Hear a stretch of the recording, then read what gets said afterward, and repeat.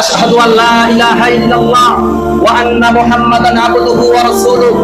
এই কথা যদি তোমরা মুখে বলো, অন্তরে বিশ্বাস করো, আমলে পরিণত করতে পারো, আমি আল্লাহর রাসূল সাল্লাল্লাহু আলাইহি সাল্লাম বলতেছি, তোমরা এই দুনিয়াও কামিয়াব হয়ে যাবে, আখিরাতেও সফল কাম অর্জন করবে। বলেন সুবহানাল্লাহ। মুহতারাম হাজির, আল্লাহ রাব্বুল আলামিন বলেন, কুলু লা ইলাহা ইল্লাল্লাহ তুফলিহুন।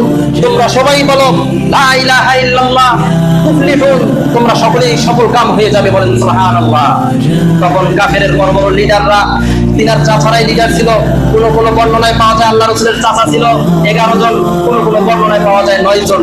তো যাই হোক, ওনাদের যে চাচারা ছিল, বড় বড় লিডার ছিল সেই জামানার, তিনারা বলতেছেন, হে মুহাম্মদ, তুমি কি আমাদেরকে এই জন্যই ডাকছো যে আমাদের বাপ দাদার ধর্মকে আমরা নিন্দা করব, যে এক আল্লাহর প্রতি আমরা ঈমান আনবো? আমরা 12,000 মূর্তির পূজা করি, 12,000 দেবতার পূজা করি, তারপরও আমাদের দেবতা আমাদের সমস্যার সমাধান দিতে পারে না। তোমার একজন আল্লাহ কিভাবে আমাদের সমাধান দিবে? বলেন নাউযুবিল্লাহ। মুহতারাম হাজিরিন, তখন কেউ গালাগালি করে আল্লাহ রাসূল সাল্লাল্লাহু আলাইহি সাল্লামের দরবার থেকে অনেকেই সেখান থেকে চলে গেছে। আবার কেউ আল্লাহ রাসূল সাল্লাল্লাহু আলাইহি সাল্লামের হাতে হাত রেখে কালিমা পড়ে মুসলমান হয়ে গেছে। বলেন সুবহানাল্লাহ। মুহতারাম হাজিরিন, যখন কালিমা পড়ে মুসলমান হয়ে গেল, তখন ধীরে ধীরে আল্লাহ রাসূলের দরবারে প্রস্তাব আসতে শুরু হলো। কেমন প্রস্তাব? যে হে মুহাম্মদ, তুমি আমাদের সামনে জন্মগ্রহণ করেছো, তুমি হাট বাজারে যাও, তুমি আমাদের সাথে খাবার খাও, আমরা নবী হইলাম না, তুমি মাঝখান দিয়ে নবী কিভাবে হইলা? দেখছেন কেমন প্রশ্ন করছে, যে একসাথে চলাফেরা করি, একসাথে আমরা ঘুমাই, একসাথে আমরা একই বংশের ছেলে পেলে, আমরা নবী হইলাম না, মাঝখান দিয়ে তুমি কিভাবে নবী হইলা? তা যাই হোক মুহাম্মদ, তোমাকে মনে হয় জিনে ধরেছে, তোমার মাথায় মনে সমস্যা হয়েছে। বলেন নাউযুবিল্লাহ। দেখছেন, নবুয়ত পাওয়ার পরে আল্লাহ রাসূল সাল্লাল্লাহু আলাইহি সাল্লামকে বলতে শুরু করলো, তুমি জাদুকর, তুমি মিথ্যাবাদী, তুমি মিথ্যাবাদী, এরকম তোহমাত লাগা শুরু করলো। কিন্তু আল্লাহ রাসূল সাল্লাল্লাহু আলাইহি সাল্লামের এত সুন্দর নূরানি চেহারা ছিল যে এই শরীরের মধ্যে মশা মাছি পড়া হারাম ছিল। বলেন সুবহানাল্লাহ। সাহাবা আজমাইন আল্লাহ রাসূল সাল্লাল্লাহু আলাইহি সাল্লামের যদি শরীর থেকে ঘাম বের হতো, হাদিসের মধ্যে আছে, বুখারীর বর্ণনা, সাহাবা আজমাইন তিনার শরীরে ঘামগুলো শিশির মধ্যে নিত, আর সেগুলো যদি এরকম মিষ্টি আম্বেরের চেয়েও বেশি ঘ্রাণ হয়ে যেত। বলেন সুবহানাল্লাহ।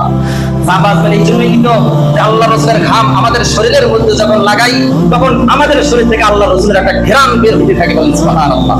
মুহতারাম হাজির, আল্লাহ রাসূল সাল্লাল্লাহু আলাইহি সাল্লাম বলেছেন, লা ইউমিনু আহাদুকুম হাত্তা আকুনা হাব্বা ইলাইহি মিন ওয়ালিদিহি ওয়া ওয়ালাদিহি ওয়ান নাসি আজমাইন। তোমরা ততক্ষণ পর্যন্ত মুমিন হতে পারবে না, পাক্কা মুসলমান হতে পারবে না, পাক্কা ঈমানদার হতে পারবে না, যতক্ষণ না তোমার সন্তান সন্ততি, তোমাদের স্ত্রী পুত্র, তোমাদের ব্যবসা বাণিজ্য, সমস্ত জিনিসের চেয়ে আল্লাহ আল্লাহর রাসূলকে যতক্ষণ পর্যন্ত তোমরা বেশি মহব্বত করবে না, ততক্ষণ পর্যন্ত তোমরা মুমিন হতে পারবে না।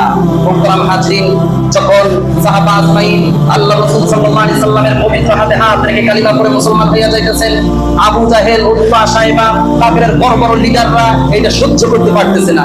বলতেছে, আব্দুল্লাহর ছেলে, তিনজন ছেলে মুহাম্মদ, তিনি আবার কেমন ধর্ম শুরু করে দিলেন? আমাদের মূর্তি নাকি এগুলো আমাদের হাতে তৈরি, এগুলোর নাকি কোনো শক্তি নাই, আমাদের দিন, আমাদের ধর্ম, এটা নাকি ভুল, এটা আবার কেমন কথা? তখন এরকম আল্লাহ রাসূল সাল্লাল্লাহু আলাইহি সাল্লামের শরীরে তো প্রথম হাত দিতে পারে না, এই জন্য পারেন নাই। তিনি অন্যান্য চাচারা আমার আল্লাহ রাসূল সাল্লাল্লাহু আলাইহি সাল্লামের এরকম পক্ষপাতী করতেন, যদি ঈমান আনে নাই কারা, কিন্তু আল্লাহ রাসূল সাল্লাল্লাহু আলাইহি সাল্লামের পক্ষে তারা ছিলেন, আবু তালেব। যাই হোক মুহতারাম হাজিরিন, হযরতে বিলাল রাদিয়াল্লাহু তাআলা প্রথম যারা মুসলমান হয়েছেন, এরকম ইয়াসির রাদিয়াল্লাহু তাআলা আনহু, আব্দুল্লাহ রাদিয়াল্লাহু তাআলা আনহু, উসমান রাদিয়াল্লাহু তাআলা আনহু, এরকম হযরতে বিলাল রাদিয়াল্লাহু তাআলা আনহু, প্রথম সারির মুসলমান। হযরতে বিলাল রাদিয়াল্লাহু তাআলা আনহু যখন কালিমা পড়ে মুসলমান হয়ে গেছেন, বিলাল রাদিয়াল্লাহু তাআলা আনহু বলছেন, ও বেলাল, তুমি আমার ঘরের দাসী হয়ে, তুমি আমার গোলাম হয়ে কিভাবে আল্লাহ রাসূল সাল্লাল্লাহু আলাইহি সাল্লামের নিকট তুমি কালিমা পড়ে মুসলমান হয়ে গেছো? তুমি যদি এখন এই কালিমা না ছাড়ো, তাহলে তোমাকে জ্বালা, নির্যাতন, অন্যায়, অবিচার তোমার সঙ্গে শুরু হয়ে যাবে।